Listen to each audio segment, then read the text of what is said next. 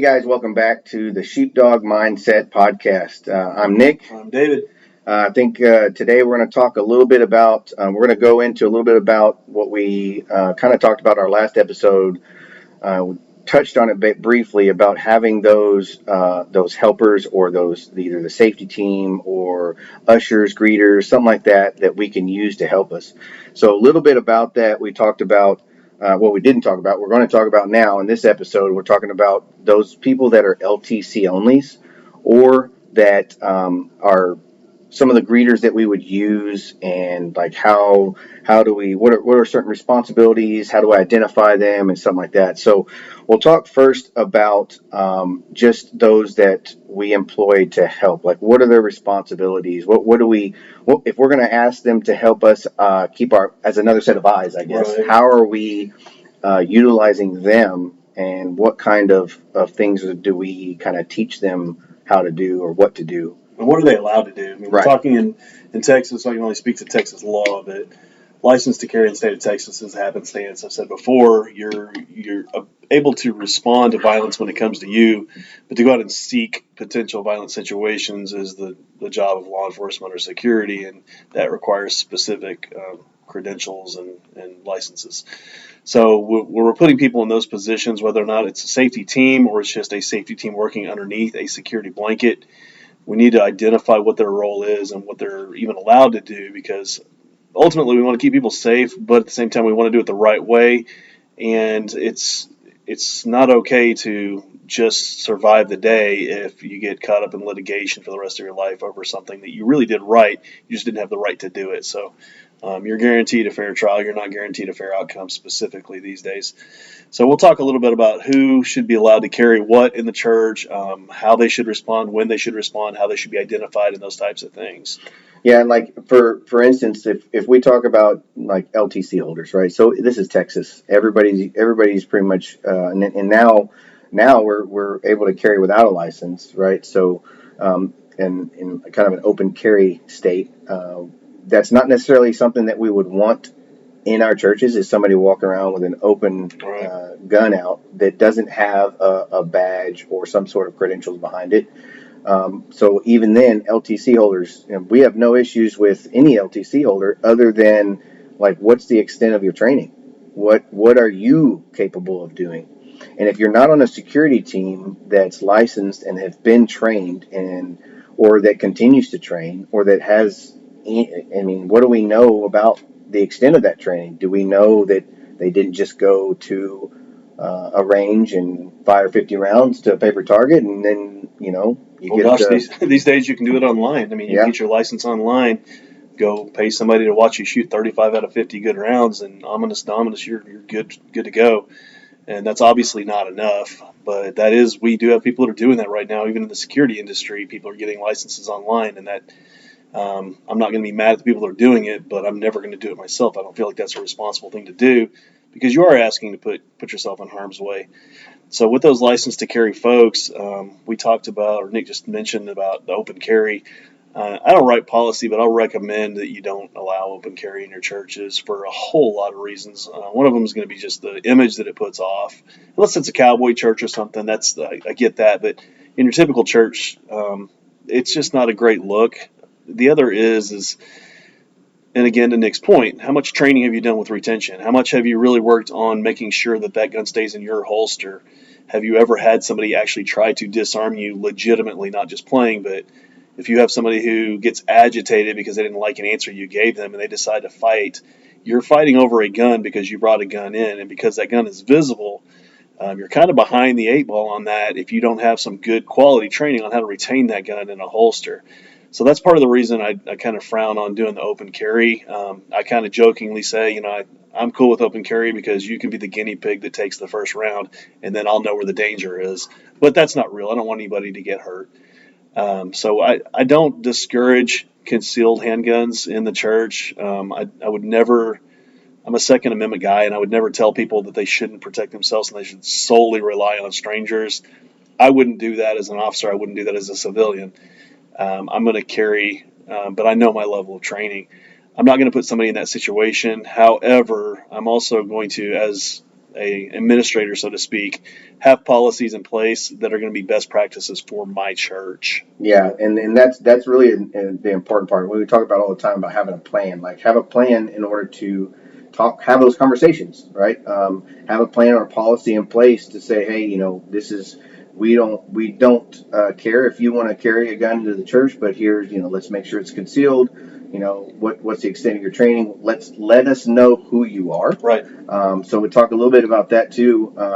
How do we identify? I know there's some churches that they have security team, right? Or they have a security and a safety team, or maybe they just have a safety team. They still have to have or should have a way to identify who's on that team or who's carrying a gun or who's armed or such as that. Like I know churches that they have basically little ID tags with it's just like a color, right? And they wear that while they're in church. And that's for others on a security team or safety team to identify them as a licensed to carry individual. They're not part of the safety team, they're not part of the security team, but they're just a licensed to carry individual. Now, I'm not saying we go and ask everybody, hey, are you licensed to carry? Are you licensed to carry? No, we're not doing that. We're still vetting people, right? But when we get to know people, right, and we get to know our community in the church and all that stuff, we're going to end up knowing who carries in church and who doesn't, right? And that's part of the responsibility or part of the job of a security team member anyways, is to know that, to know your people in your church. It's part of being on a safety team as far as being a greeter or anything else, that you're going to find out who is who. You should, because if you don't know who they are, why are you not identifying yourself and introducing yourself, I should say, and to get to know them and as a way to vet them. It's like our last episode we just talked about. How about when we go from the outside to the inside? Now we're in the interior, in the open air interior foyers or anything like that. How do we vet people? We got to have conversations. We got to talk to them. We got to look and see and observe, and still be open, but also still make sure that we are vetting people in order to keep our families and our flocks safe. Yeah, I think vetting is a place where people fail. The vetting process, whatever that level is that you're vetting at, and I'm not speaking against law enforcement, but I hear a lot of people say, well, I got a cop in my congregation, so we're good. I'm a police trainer. Nick's a police trainer. I'm telling you, there are some officers out there that are below par. They do it just for a job. Same thing with license to carry. Just because somebody carries a gun does not know they know how to use it. I have a guitar. I can't play one chord. What's the point in carrying a handgun if you don't know how to use it? But there are a lot of people that do because they want to check that security box in their mind. So if you're putting your faith and trust in those people, and just because they were able to pass a very simple test and do a very simple shooting proficiency, you're probably not doing your due diligence. So I would encourage you to do what Nick just said as far as vetting people as to what level they're going to respond. It is something that it's taboo to speak about sometimes in church, and I will speak to one of our churches where the pastor quarterly gets up, and it's a growing church. They're doing really well, so there's a lot of new visitors. And I'm telling you, if you get 10 people in the room, you're going to have a couple carrying that you don't even know about. So he addresses the issue every quarter or so and just says, hey, you've seen that we have security here. In the unfortunate circumstance that something happens, we do want to allow you your constitutional right to carry if you have a license. However, please do not stand up, because if you stand up in a gunfight, you are part of a gunfight. And if we don't know you, to Nick's point, you could be mistaken or you could be the bad guy. So we would prefer that people look at that license the way it was intended, which is I can defend myself and my family against evil if it looks for me, but don't stand up in the middle of an instance that you're not a part of. Yeah, you could absolutely be mistaken, and it's happened. We've had what we call blue on blue, is just a good guy and a good guy just mistakenly. And it happens in law enforcement. It's just mistakes a good guy for a bad guy because of what's going on. It's high stress environment, a lot of things dynamically going on, and if you don't have the proper training in order to identify who is who, sometimes that happens, and we want to prevent that as much as possible. And how we do that is to identify who is who, know who is who, get to know who is who, and that way we don't have any question about who's on the good guy side and who's on the bad guy side. It happens too often. We had recently in the DFW area, we had a gunman in a parking lot with a rifle, and that's all details were. There's a guy out there with a rifle shooting people. Well, a good Samaritan, a good civilian with a rifle stopped that guy, neutralized that problem. When the officers arrived, well, their call details were that there's a gunman with a long gun killing people, so they mistakenly took the hero and killed him. Did the officers do anything wrong? No, they didn't. It was just an unfortunate circumstance.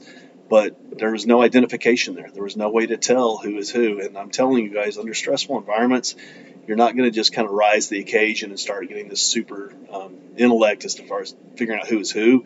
You turn yourself into a babbling idiot. So you have to be really proficient at knowing as much as you can about who's carrying your church and what their level of training is. You can use them. Security and police work obviously holds standards of training. A lot of civilians will hold a higher standard just because that's what they want to do, and hats off to them. If you've got people like that, that's a great vetting process to bring them onto your teams if it's somebody that's got a good heart. But in the meantime, if it's somebody that you needed to use in a pinch, that's somebody that I would rely on some people who are civilians to help me with something that I would do as a police officer. Same thing happens here, but there are also some police officers that I would rather just stay in the car. So you need to know who's who, what level they are, where their heart is, and where you're going to use them. You need to identify that, and you need to assign those roles. Yeah, and parts of identifying, like I said, some with colored little badges that you wear, some that are volunteers, maybe as greeters or whatever else. They have their name badge or whatever on with a certain color on it so that the security team knows. Or I've seen little colored wristbands or like paracord, different colored paracord, so that if you've got a gun in your hand and hopefully that can be seen, or that's a way to identify. That's kind of, it's not like wearing a reflective sash or a vest that says security or anything like that, but it's a way that if it's trained with your security team or your safety team or whoever it is, that they are aware that you are a good guy. Right. Because that's the number one thing, is we need a way to identify good guys and bad guys, right? Because what does a bad guy look like? It's not like in the movies where they what they call those little burglars with the black mask on, right? Yeah, there's no way of knowing that. And going into the side of in the military or overseas, what's a terrorist look like? Even here in the U.S., what's a terrorist look like? What does somebody who's going to come into your facility and do harm look like?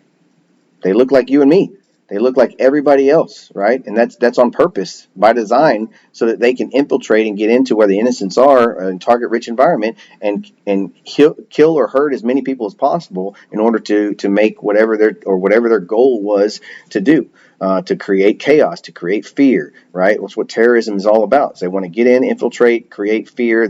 But they're ultimately cowards. They don't want to fight back. They don't want people to fight back. They ultimately either do what they do and leave, or they go in, they do what they do, get confronted, and kill themselves. I mean, right. that's the kind of cowards. But unfortunately, the innocents are the ones that get hurt or killed. So we have to start taking precautions in order to prevent that. Right, so we talked about the outside, the inside, open air. Now identifying who's a good guy, who's a bad guy, and vetting people, having the ability to talk to somebody, to get to know somebody, and have be nice, be professional, be courteous, but have a plan. Right, so another aspect to that would be like our other personnel that aren't armed. Maybe we have those volunteers who are our eyes, Yep. right? Our greeters, our ushers, our door openers. Yeah, that's where I was headed, and a lot of them they're going to talk about ways that they would protect themselves. We get asked the question a lot: how do we feel about less lethal OC pepper spray, pepper balls, things like that, taser guns? There's all kinds of stuff out there that would be considered less lethal, and they're somewhat effective. I would say that if your adversary has a firearm, you need a firearm, and you need proficiency over a better firearm. And then there's a lot of training issues that come on relying with less lethal. It's less lethal by design. Things that mimic a firearm, like a taser or a pepper gun, you've got to be real careful about how you train with those. You've probably all seen videos of officers pulling out a pistol and yelling taser, taser, taser, and then pulling the trigger on a gun. There has to be a very intentional cross draw, things like that feel unnatural, so that you're reaching for a less lethal. Especially if you carry both. So those are training aspects of the things we'll talk about in another episode, but those are things that you need to train on if you're going to even have those resources available to you. And understanding that concept too, that if you are one of those people who don't want to carry a gun, don't like a gun, but you want some way of protection, understanding the limits of what it is you're carrying, right? The limits of a pepper ball gun or a taser, right? They're not always going to be effective. right? And they're not always going to work. But then also, what's the residual, right? What's around you when you're using it? Are you using the pepper spray or a pepper ball indoors in a air conditioning controlled central AC controlled building? How big is that room you're in? How small is that room you're in? Is that going to affect the other people around you, or is it going to affect you as you're using that to defend yourself? So all of those have to be considered. Is what David was just talking about in training.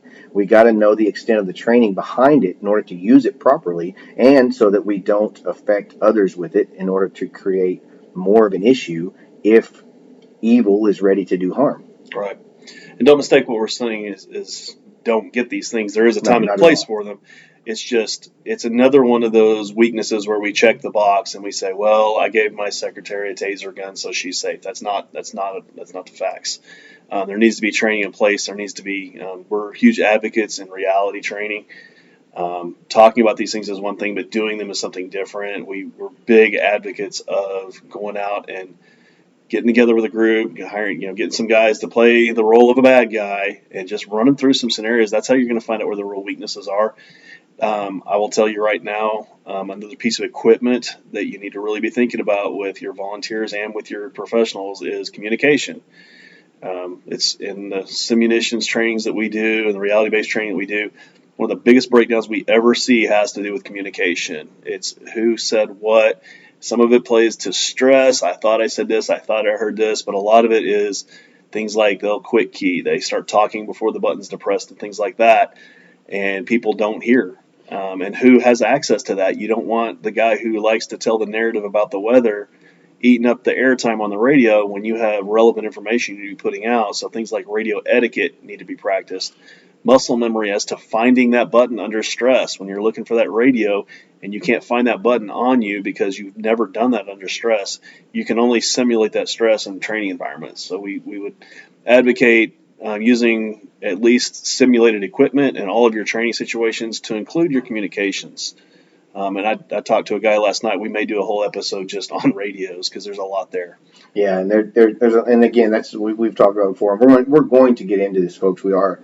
Again, there's just so much information and material out there that we're trying to section it off and separate it enough to where we can do those building blocks and that crawl, walk, and run kind of mentality in order to get you guys the information to understand the information, because we know we've been teaching this for a long time. We know this stuff is water through a fire hose. Mm-hmm. We know. Okay, and we're trying to do the best we can to make sure you get it, because it's a passion of ours. We want you guys to understand that. The same aspect on the training. If the part of the training that I think is most important in any reality-based training, especially stuff that we do, is the stress inoculation training. Absolutely. Because if you're an LTC holder or you're just an usher or a greeter, right? What are you going to do when bullets start flying? What are you going to do when a guy comes in screaming and yelling, creating chaos? What are you going to do? Well, you don't know. We don't know. Nobody knows until you can start putting yourself into those stressful environments through training, Yep. so that you start understanding what to do or have an idea of how you'll react. And then you can absolutely, and I've said it before, I'll say it a million times over, you can absolutely train yourself to respond a certain way under stress. Absolutely. Yeah.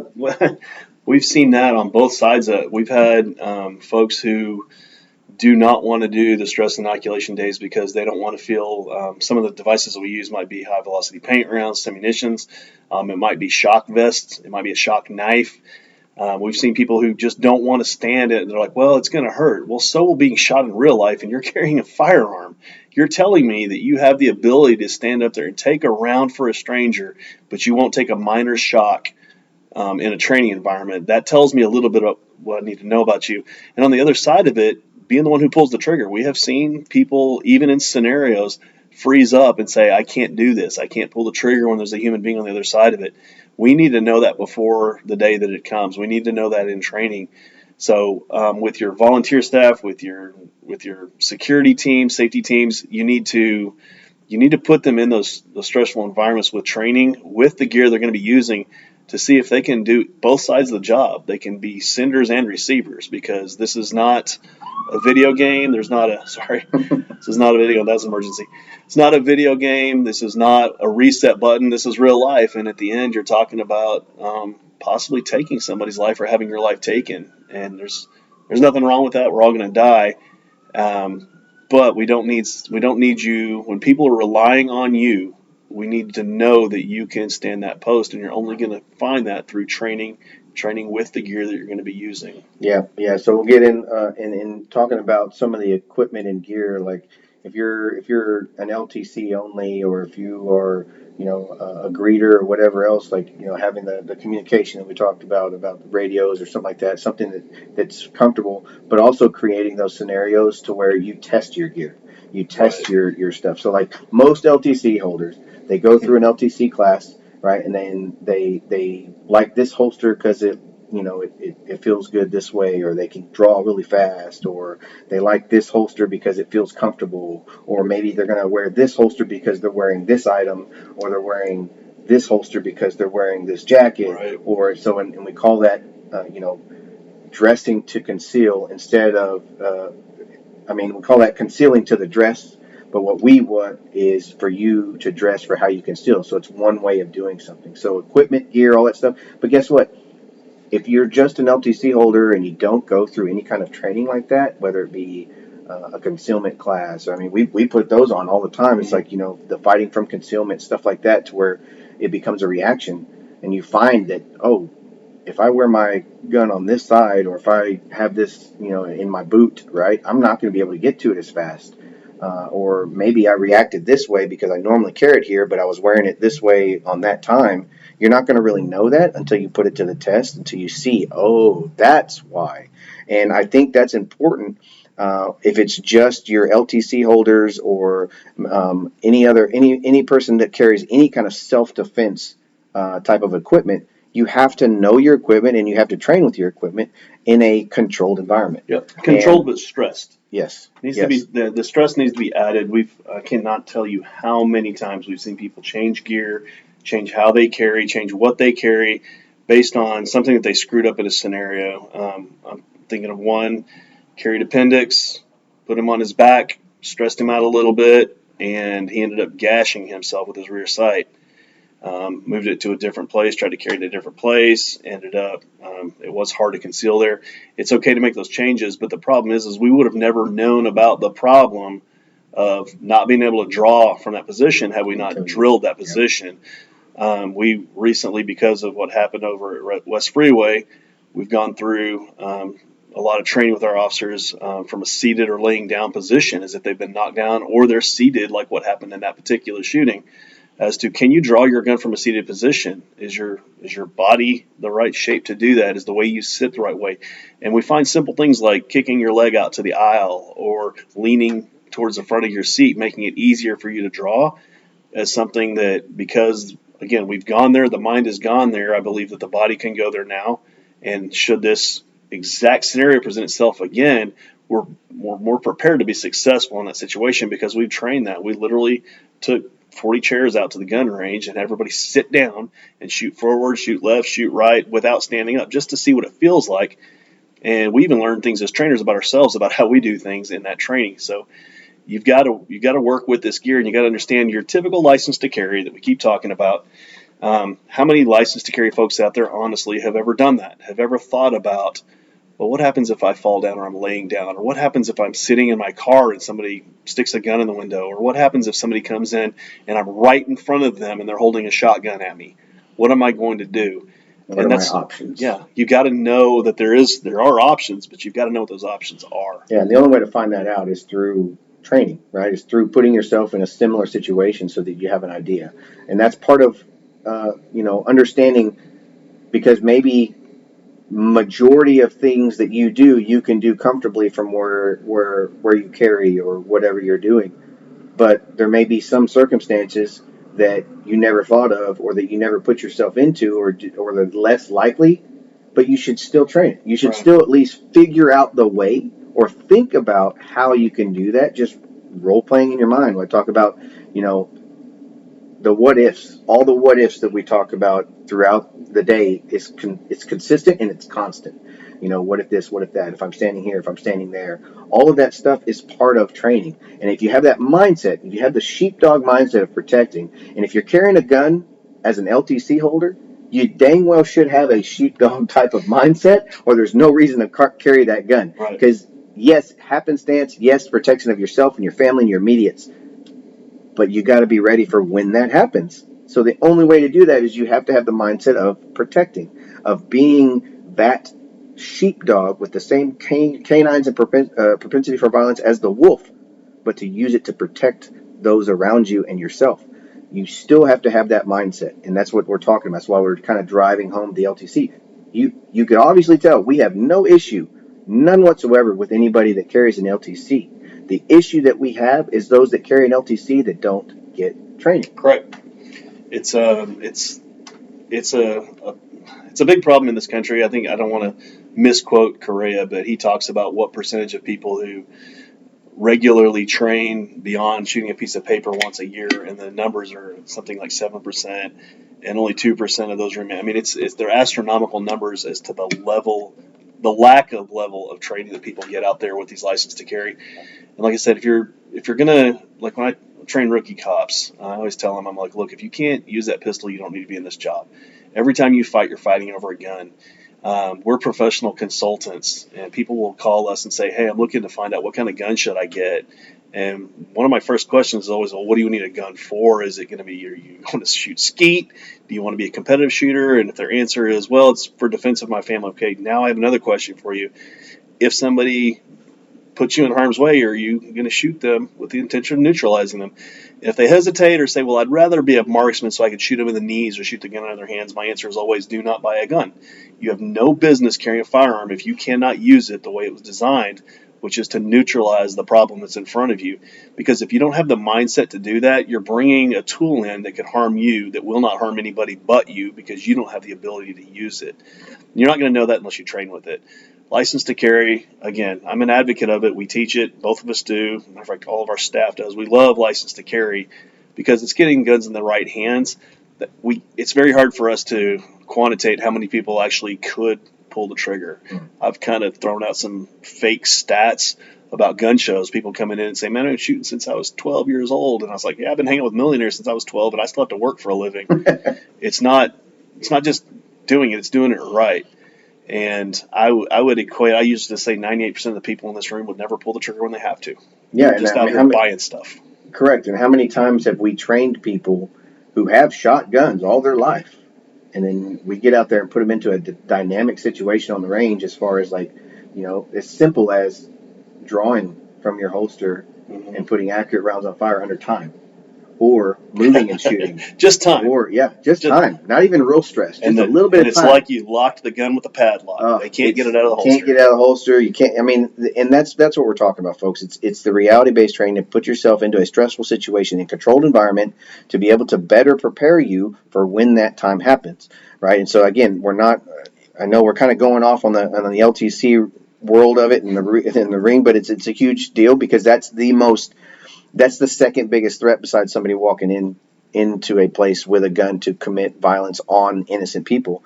It's that good guy with the gun that doesn't have the training, that just starts, like we said many episodes ago, like throwing bullets down range, hoping that they take out the bad guy, when in reality we have hundreds of innocent people jumping up and running, trying to hit the deck, trying to do all kinds of, who knows what they're going to do, because in that same mindset of what are you going to do if a bad guy walks in and starts shooting, nobody knows, right? Because they've never been, unless they've been in that situation. But even then, it may change, right? So once you're in that situation, you're in there, you may change how you react based on what happened. So nobody really knows, and we can't assume or anticipate anybody's movements or what they're going to do. We only have to react to what they're doing. And I can tell you what they're going to do, because we've drilled this a lot of times.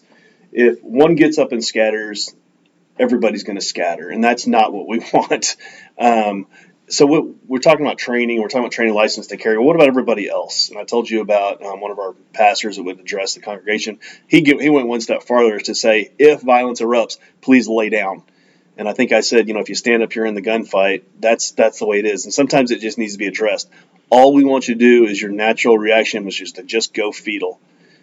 get low. And I'm talking about when the person is in the room, when the bullets are flying in the room that you're in. If you're hearing about in another room, that doesn't mean go fetal. It means barricade. Lock the door, Or start exit stacking up immediately. stuff, or get out if you can. Yeah.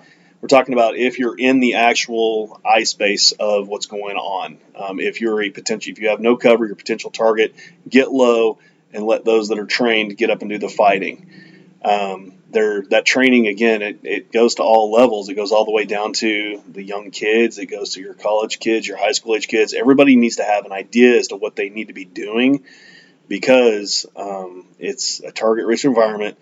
And we've done this scenario where we put a bad guy in there with 5 rounds, and we had 3 responders with 5 rounds each, and 8 people get shot. And it's like, well, how did that happen? Well, it's because we have a lack of training here. People did not get out of the way. People stood up who shouldn't have, and because our level of training for these guys, that we didn't pick on them, we just picked them at random, because their lack of training and the lack of shooting under stress and getting out of the holster, they were spraying and praying, and they're hitting the wrong targets. And that's the realities. That's what's going to happen. I've also seen what I thought would be a controlled environment where we had teachers in a group, I think 60 teachers, and 2 or 3 of them decided they were going to make a break for it, and it was like a scavenger, like turning on the lights and watching the cockroaches just run. We as trainers couldn't control it. It went so nuts. And I've seen that happen on videos and real life things. So you got to educate the folks. You got to educate everybody. It's taboo to talk about, but you got to educate them on what your expectations are of everyone. Yeah, and it's simple as, like, I know, along with this topic, and we'll get into some of the other stuff for job responsibilities on those that are volunteers, as far as like your greeters and all that stuff. But like, even in this aspect of people getting up in our training, we invite anybody and everybody who wants to come and just be a spectator.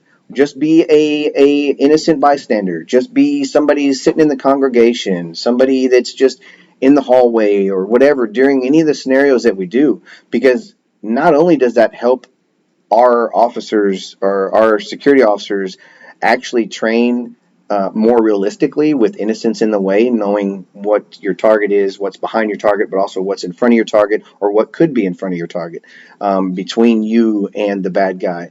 It also trains them. It trains them on, oh man, I'm definitely not standing up in the middle of this gunfight. Oh man, I hear the gunshots down the hallway. I'm exiting out of this door, or I'm barricading if I don't have an exit, or I'm doing something along those lines.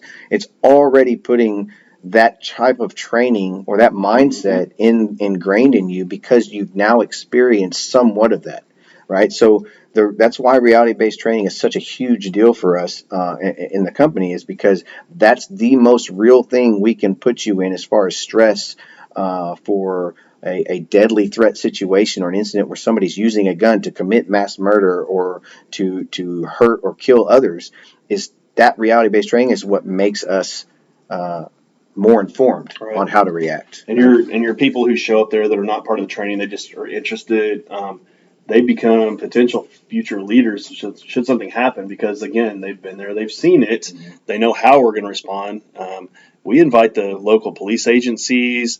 A lot of churches rely on, well, I've got police in my congregation, or I've got a guy that used to be in the FBI or whatever, and I say to them, bring them to the training.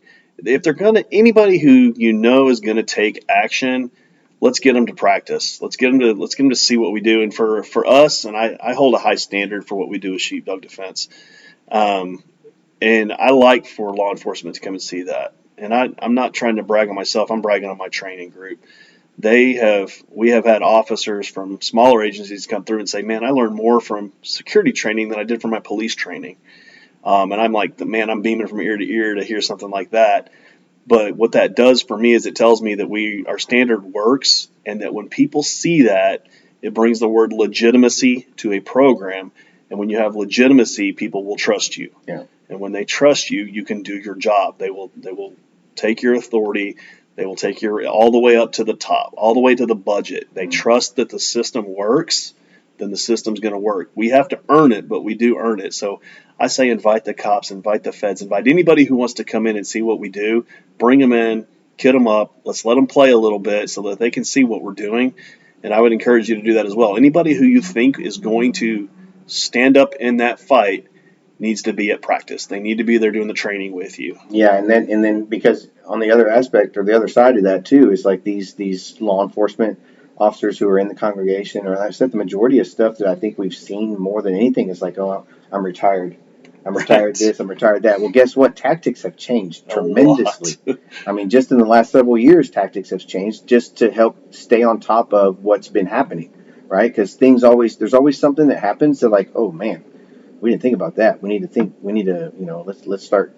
How do we prepare for that? How do we change what we're doing to prepare and get ourselves better to combat that, or better to stop that, or mitigate the amount of injured or killed? Right. And then on the other side of that too, it's like, having those people in there, and then getting back to the training, or to the type of training for your ushers and greeters and all that stuff.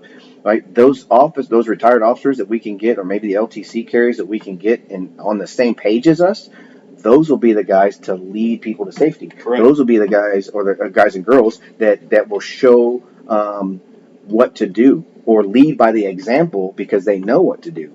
And then now you in turn are helping save more lives, right. And you're not even a part of the security team to go and find and stop the bad guy or stop the threat. Now you are saving lives based off your response or your leadership and helping others know what to do because they don't. Right. I'm talking before about medical too. You've got if your job, so as a responder, as an initial responder with a firearm, my primary job, my primary objective is to stop the killing. After we stop the killing, we need to stop the dying. And that can be done at the same time. If you've got folks in your response team, maybe they're not the armed ones, maybe they're not the ones that are going out and getting into the fights with a firearm. But if they're behind you, putting tourniquets or chest seals or keeping somebody alive or helping evacuate them to a safe place or moving to a casualty collection point, if it's that bad, that person is just as valuable as the one who's stopping the killing. So getting those folks identifying, I think Nick talked either in this episode or one previous about finding out what their gifts are, what their strengths are, and exploiting those to benefit the program is crucial. We need to be doing that with everybody who's, I don't ever say, we never have, and we've talked about, we've had some guys that we've had to wash out, and we never washed them out of the church, we never washed them out of the program, we only washed them out of being an armed respondent as a security officer. They get a job, they get something, because every person has some sort of value. Don't know what that value is sometimes until we do psychologicals and we run through simulations, and sometimes it takes a little while to figure out what those values are, and sometimes the people even surprise themselves. I've had some that came through that have said, I just don't think I could ever do this, and by the end of an academy, they're the top dog. Yeah, I mean, they're rocking it. So that's a lot of it. What is people coming in with an open mind? They have the mindset. It's just kind of buried, right? And we that's our job to draw it out, to bring it out, and to create more opportunity to find out what your job or specialty is going to be in that same goal for the whole thing is to protect the church, protect our loved ones, our families, our flocks, everything. So what can I do to help the all around goal? And that's really what that is. So real quick, we'll just we'll get this to touch on what we talked about. I mean, the LTCs and people that don't carry but want a job, or the greeters, the ushers, all that stuff.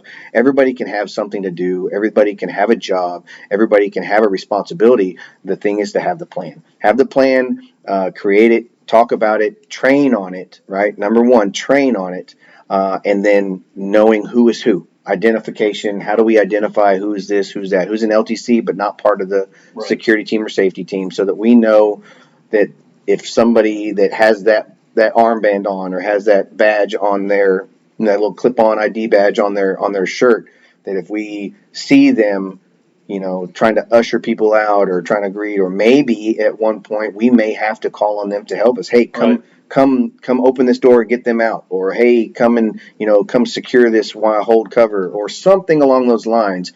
We know who is who. So make sure you guys are getting the training. Make sure you guys have ways to have those discussions. Make sure you guys have plans and have ways to identify each other.